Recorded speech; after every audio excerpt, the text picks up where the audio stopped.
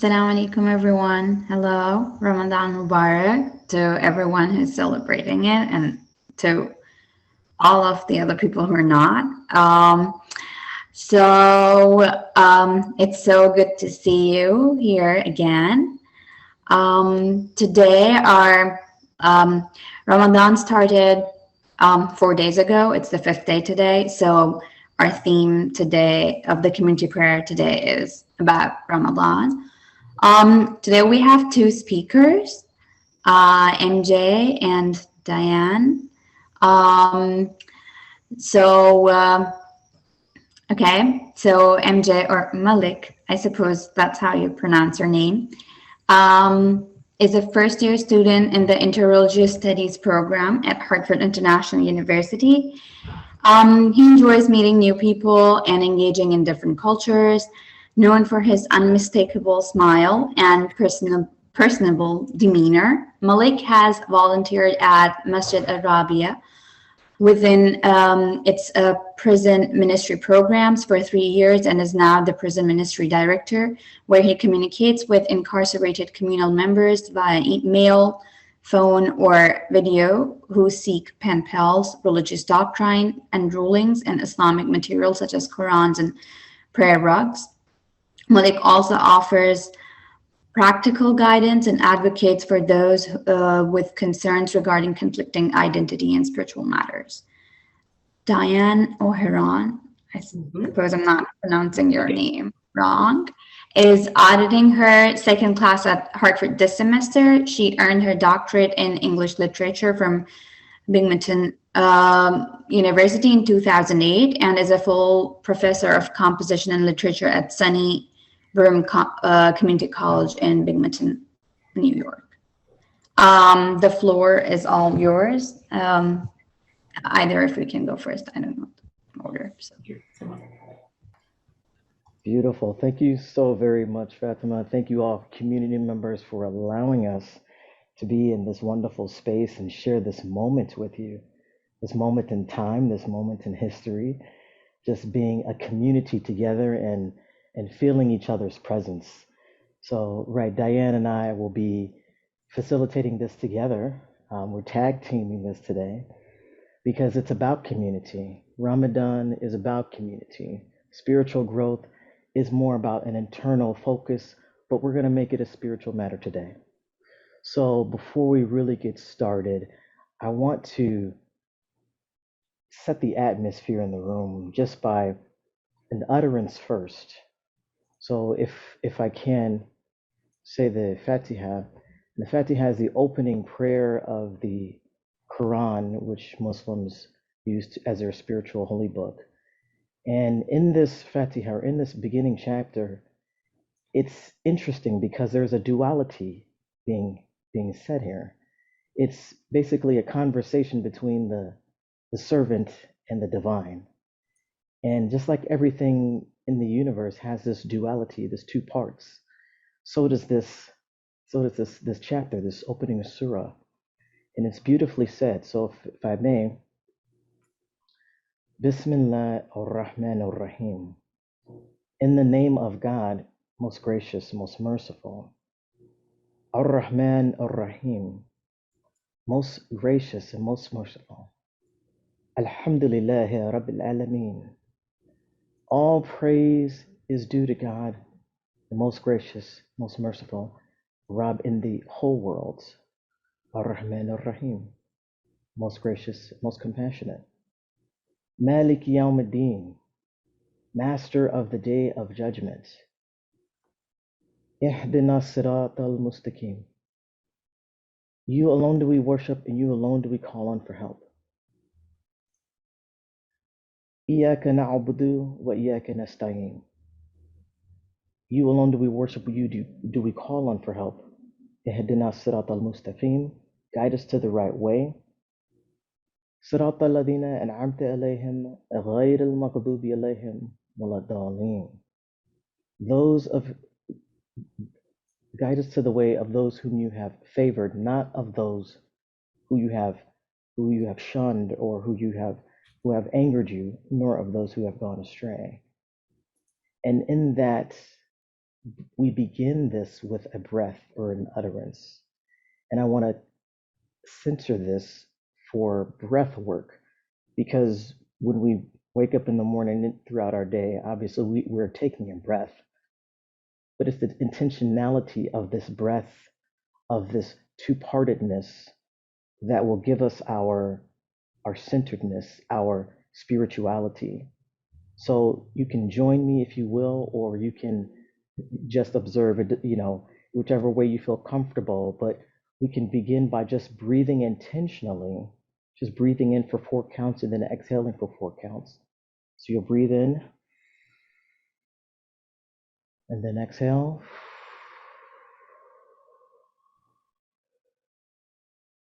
You can breathe in through your nose and out through your mouth, or you can breathe either way, as long as you're breathing in for 4 counts, and then exhale for 4.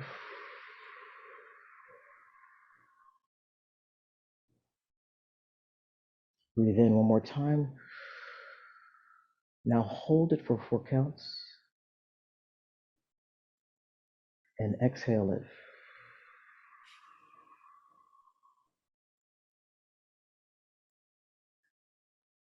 I feel different just in taking a breath intentionally. And it's that intentionality that sets the mood for your entire day. So as we're breathing, as we're taking in these breaths, the breath is also two-parted. You can't inhale without an exhale. You can't exhale without an inhale. And it's in the breathing in that brings in this life, that brings in the oxygen that's needed for the body. And then when you exhale, you're exhaling out all these impurities or the things that you don't necessarily need. And that's metaphorically, and it's also, in actuality, a metaphysical thing. So when you're going through your day with this intentionality, you're breathing, breathe from your core, your heart.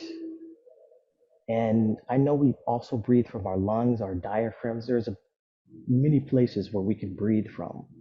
But when you breathe, if you shift your awareness and change your awareness to the actual breath itself, the air that's coming in, how it fills your nostrils, goes into your lungs, and fills your chest, and then exhaling it out, just the mindfulness of doing those practices will be, you'll see an immediate difference in your way of being, lowering your blood pressure, having a clear state of mind, even just for a moment. So you're wondering, Malik, what does this have to do with spirituality, Ramadan? Why are you talking about the breath? We breathe all the time because it's the intentionality in the thing. Just as the month of Ramadan is, you're being intentional now about the things that you do. It's the spiritual food that you need. It's the breath, this turning towards awareness, turning towards God now. And once you turn towards something, you put your attention towards it, it manifests itself in a way that it wasn't before. So that can look different for different people. And so we kind of want to explore this option of what that looks like for different people, because when we say spiritual care means different for each individual. So what does this spiritual care and this spiritual practice look like for each one of you? And I know, Diane, we talked about this a little bit. What does the spiritual care and spiritual awareness, what does that look like for you? So hi, everybody. I'm Diane, and I am really, really happy to be here. And I'd like to thank my friend Fatima for giving me an opportunity to be here. Ramadan, for me, I grew up a Catholic and converted in 2010. And so when I come to Ramadan, I think a lot of what we do in Lent which is a period of time where, yes, we try to turn away from material things and to increase our awareness of the spirit, increase our awareness of God. And so we spend more time in spiritual discipline. We spend more time in prayer. We spend more time in reading. And I'm speaking of Ramadan now, not talking about that. So we spend more time in prayer, in reading, in meditation. And we also spend more time I'm going to say there's a lot of work in Ramadan.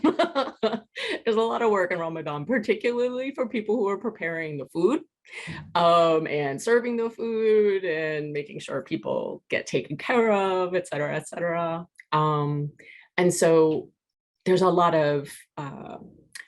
that can be done during Ramadan. It's a very busy time of year. It's a very happy time of year. We say Ramadan Mubarak, happy Ramadan, when we see people. But as MJ suggested, Ramadan and holidays, holy days are not experienced the same way by everyone. And so spiritual care for me as a Muslim asks me to look at myself as an individual. And as an individual, just a little more information about myself. I am an unmarried Muslim. I married a Christian. I was a Christian when I married my husband, and now I am divorcing my husband. So I am an unmarried Muslim. I do not have children. I do not belong to my local masjid. I've been traveling for 3 years. I've been dislocated. I've been not homeless, but dislocated for a long time. And so for me, and in past Ramadans, Ramadan has been not necessarily a happy, joyous time. It's a time of sadness. I'm aware of all that has been given to me, but I am also aware of how my experience as a Muslim is potentially different from other people, and also how my character is keeping me, we call it a nafs, how myself is keeping me from growing closer to my spiritual community, wherever it is, whatever God would have me to, whatever God would have me join. So Ramadan for me asks me every year to look at where I am right now as a Muslim, as a person with a heart, as a person with a soul. And it says, how today can I grow closer to God? And not in the exacting way that I might be tempted to execute Ramadan in. In Ramadan, we get extra benefits for extra prayer, for the toughest fast, the toughest fasting process, the most abstemious behavior, lots of rewards. So there's a lot of encouragement to be tough on yourself. And yet there's a duality in Islam. Allah says repeatedly to the Prophet, peace and blessings be upon him, I'm not trying to make this too hard on you. I don't want you to suffer. Tell them, I do not want you to suffer. We do not want that for you. But we're asked to surrender. And so during Ramadan, this individual, particularly this year, is looking for ways to speak as gently to herself as Allah speaks to us in the Quran and through the voices of the Prophet and our beloved community members. And so, for me this year, part of Ramadan spirituality meant that I said yes to Fatima when she asked me to do this.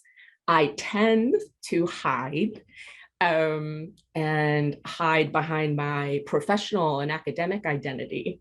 Dr. Diane O'Haran. And not just Diane, the Muslima. So right now, I'm being Diane, the Muslima, and trying to have an open heart with you and have a soft heart, vulnerable heart with you. And after I leave here, I will sit with God and prostrate myself and say, I was the best servant I could be today. I hope I pleased you. I hope it was sufficient. I pray it was. And then I will go on my day and be kind to myself in the way that I have been treated kindly.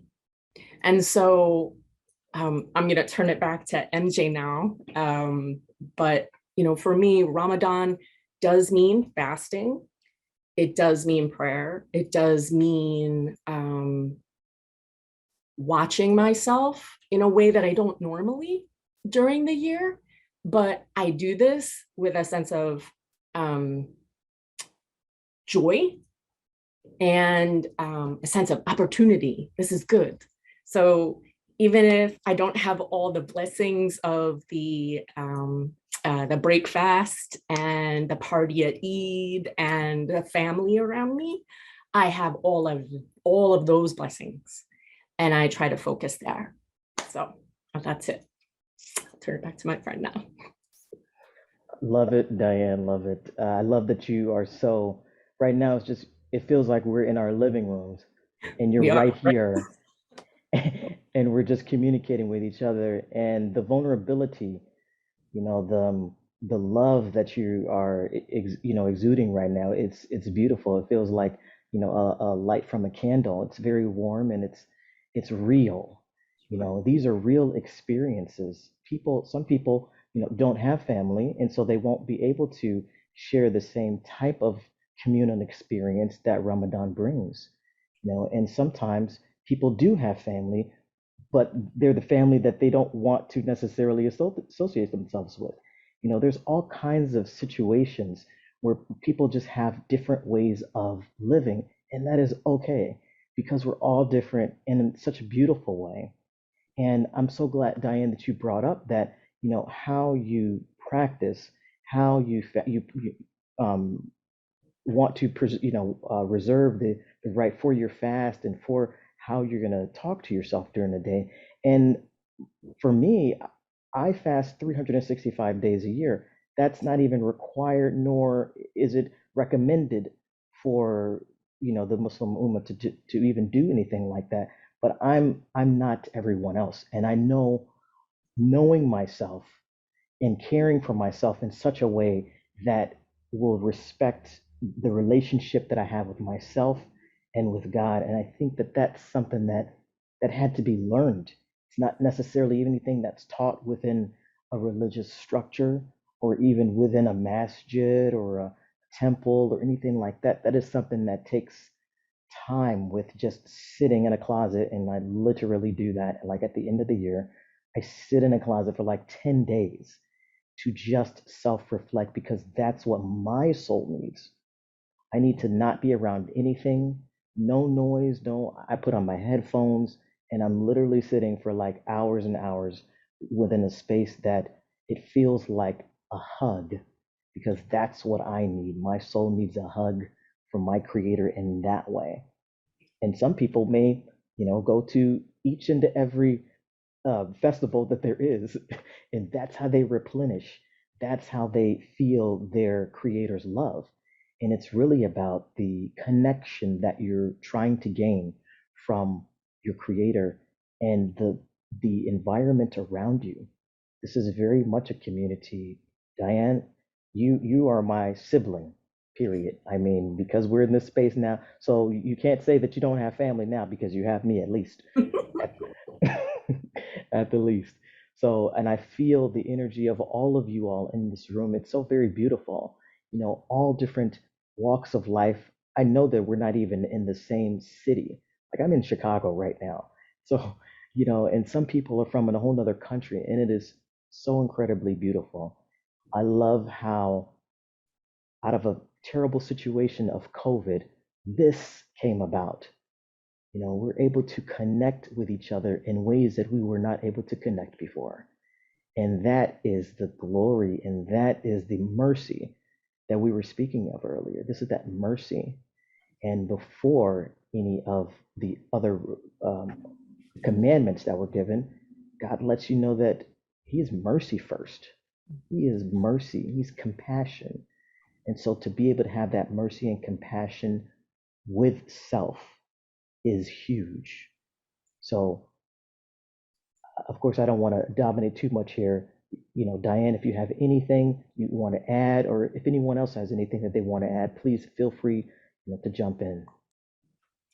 Yeah, and MJ and I wanted to open the floor as well to questions that people might have, about anything having to do with Ramadan. And, generally people want to know, what's that fasting process like? How does that work? So, but I'll just open it up that way. Thank you so much. The question and answer session, we can proceed to Interfaith Cafe. And thank you, Diane, and thank you, MJ. It was really, really beautiful. Thank you for being vulnerable, and thank you for being so soulful.